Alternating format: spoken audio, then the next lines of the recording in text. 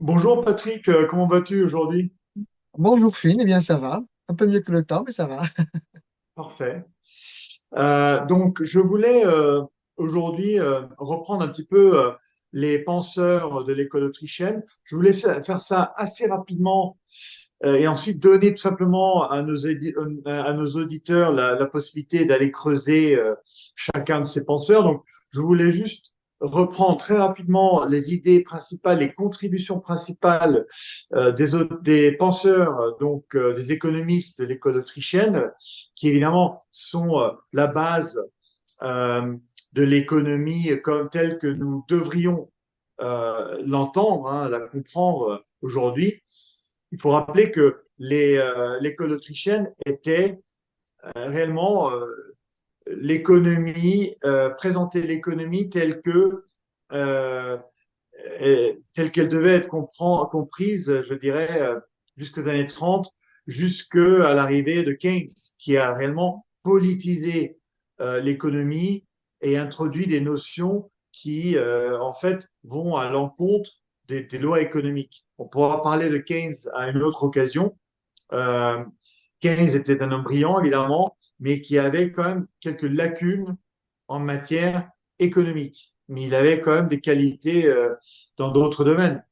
Euh, mais donc, pour reprendre un petit peu l'école autrichienne, donc fondée par, on peut dire, un petit peu inofficiellement fondée, mais le premier économiste de l'école autrichienne, donc Karl Menger. Nous avons déjà parlé euh, avec plus de détails de Karl Menger, de la révolution marginale et de la naissance de l'école autrichienne dans les vidéos 29 et 30. Donc, on va pas s'éterniser là-dessus. Juste donc parler de Karl Menger, qui est donc le fondateur, on peut dire, de l'économie autrichienne, en introduisant justement le concept de la valeur subjective, donc de la subjectivité de la valeur. En fait, Karl Menger pensait que, il a montré en réalité que le travail en soi ne fournit pas de valeur.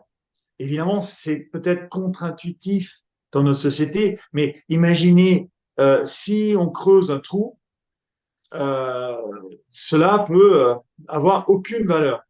Si on creuse un trou dans la forêt, cela n'a aucune valeur, même si on dépense 2000 calories à le faire. Donc, en réalité, euh, le fait de dépenser de l'argent ou de l'énergie corporelle pour du travail peut avoir aucune valeur. Tout dépend en réalité de la valeur que peut en réalité euh, injecter, disons, un consommateur ou le marché en réalité par rapport au travail effectué. Euh, donc, euh, donc ça, c'est très important. C'est en fait l'utilité même du produit qui va, qui va en fait créer cette valeur. Et ensuite, il va y avoir donc un prix qui va être attribué à ce produit, à ce service. Mais ce n'est pas le travail en soi qui créer de la valeur. Et ça, c'est très important dans la critique du marxisme. En fait, Menger et ensuite les autres penseurs de l'école autrichienne ont critiqué d'une manière très efficace le marxisme. Donc la première critique du marxisme, ce fut cette contribution de Karl Menger. Il a introduit aussi, évidemment, lié à cela, le concept d'utilité marginale décroissante, c'est-à-dire que la valeur donc des biens identiques supplémentaires diminue à mesure que leur quantité augmente. Et ça, c'est aussi ça met en cause en fait, ça remet en cause en fait l'idée de Marx selon laquelle la valeur est uniquement liée au travail. Donc ces deux concepts, effectivement, c'est une critique très forte en fait du marxisme. Et on rappelle donc que Marx n'avait pas introduit ce concept du tout dans le Capital qu'il a écrit un petit peu même après cette contribution de Menger aux sciences économiques. Et donc, c'est quand même assez bizarre que Marx ne mentionne même pas ce concept assez révolutionnaire qu'on appelle donc la révolution marginale et la subjectivité de la valeur. Donc ça c'est donc la contribution de Menger. Voilà, je ne sais pas si tu veux faire un commentaire, sinon je passerai au prochain. Juste un tout petit commentaire pour dire que Frédéric Bastiat est absolument d'accord avec Wenger, puisque c'est la subjectivité de la valeur. Et sur le fait que le travail, comme tu l'as dit, n'est pas le travail est une valeur, évidemment, mais le travail n'est pas une valeur d'échange immédiatement utilisable, parce que, comme tu l'as signalé, quand quelqu'un si on se met à creuser un trou qui ne rend aucun service, ce serait un travail perdu. Ou même moi, qui ne suis pas maçon, si je me mets à monter un mur, ça me mettra beaucoup de temps et je ne suis pas certain que je passerai sûrement plus de temps qu'un vrai maçon à le faire. Je ne suis pas certain que le service rendu soit meilleur, peut-être qu'il sera pire.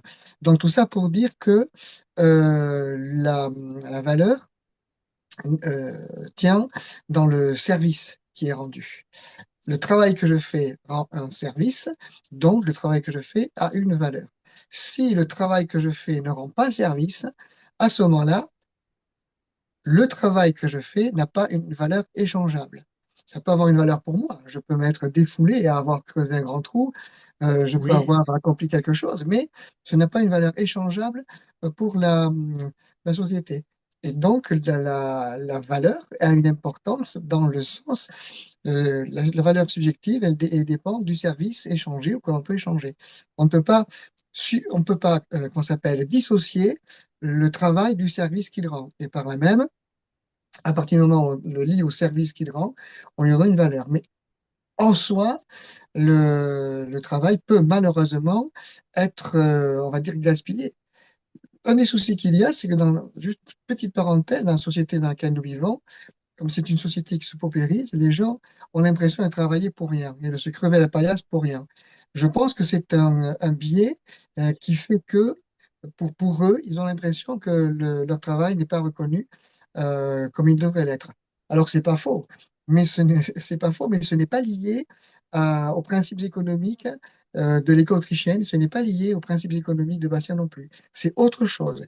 C'est le fonctionnement de la société le fonctionnement économique de la société qui est perverti, et c'est à cause de cela que les personnes ont l'impression de travailler pour rien ou pas grand-chose, à mon avis.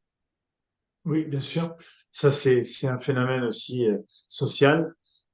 Et cela crée évidemment des crispations dans la société, étant donné que, en réalité, nous souhaitons avancer souvent, hein, la plupart d'entre nous, nous souhaitons avancer, nous souhaitons voir nos situations s'améliorer. Cela peut être une situation matérielle, évidemment souvent, mais ça peut être aussi une situation psychique. Nous souhaitons voir notre situation avancer et en comparaison, c'est toujours relatif, en comparaison avec sa propre vie par exemple 20 ans plus tôt, ou en comparaison avec ses voisins, c'est très commun, surtout aux États-Unis, hein, en comparaison aussi avec ses parents. Souvent, on compare sa propre vie avec la vie de ses parents.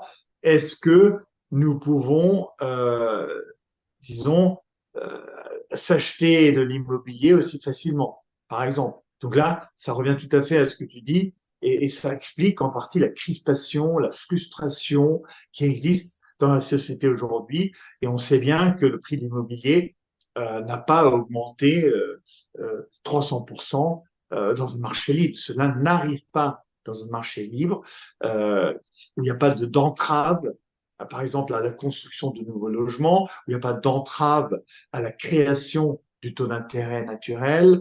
Donc, il faut vraiment comprendre que une bonne partie de ces critiques que l'on fait par rapport au marché, en fait, n'ont rien à voir avec le marché. Et que dans un marché, il n'y a pas ce genre de fluctuation absolument dingue. Cela n'existe pas. Et c'est à nouveau l'information du prix, elle vient de l'offre et de la demande. Et voilà, il n'y a pas naturellement tout d'un coup une augmentation du prix de 300%, à moins qu'il y ait une crise extérieure absolument incroyable. Voilà. C'est Donc, vrai. Alors, juste pour compléter ce que tu as dit, dans un marché libre, il n'y a pas ce qu'on appelle le phénomène de bulle. Il peut y avoir des prix qui montent, C'est des prix qui ça. baissent, mais tous les prix ne montent pas au même moment, tous les prix ne baissent pas au même moment.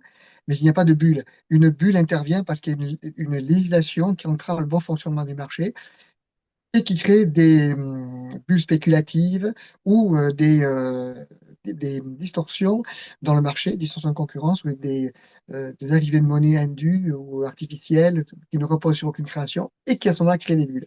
C'est quand les lois de l'économie ne sont pas suivies et quand le marché est brisé par l'intervention de l'État, à ce moment-là, il y a des bulles, il y a des choses comme ça.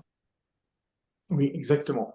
Donc, bon, arrêtons-nous là et nous continuons dans la prochaine vidéo sur le prochain économiste de l'école autrichienne. D'accord? À tout D'accord. à l'heure. À tout à l'heure, Chine. Bonne soirée.